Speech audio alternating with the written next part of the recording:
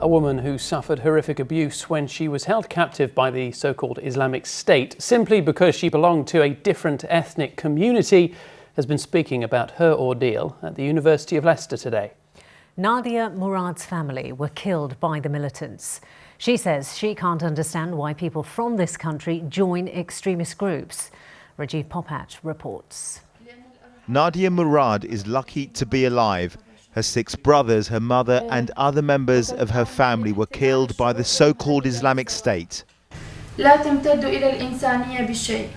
women were used and heinous crimes were committed against them. Using an interpreter, she spoke about her ordeal during a lecture at the University of Leicester today. Nadia is from the minority Yazidi community who come from northern Iraq. 2 years ago, militants stormed her town and held her captive for 3 months. During that time, she was sexually abused and used as a slave. The worst day for me is when they took several members of my family and killed them. They murdered my mother. I have 15 relatives who are still missing. I think about them all the time. Over the years, hundreds of people have left Britain to travel to Syria to join ISIS, who often use propaganda videos to recruit new members.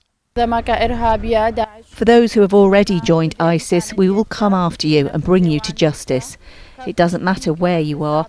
ISIS is a criminal terrorist organisation.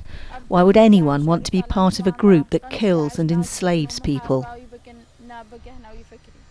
Nadia, who is now a UN Goodwill Ambassador, is surprised by the increasing number of women from countries like Britain who are attracted to the ideology of extremist groups. Earlier this year, Tarina Shakil from Burton-upon-Trent was jailed for 6 years for joining ISIS. She took her 40-month-old son with her and sent photos to her family and friends of him next to guns and wearing ISIS headgear. Women who join are just as guilty. They share the same ideology as the men. I saw that in Iraq and Syria. It's very sad. They can be very cruel, and their lives are certainly not glamorous. Unlike hundreds of others who were held captive, Nadia managed to escape.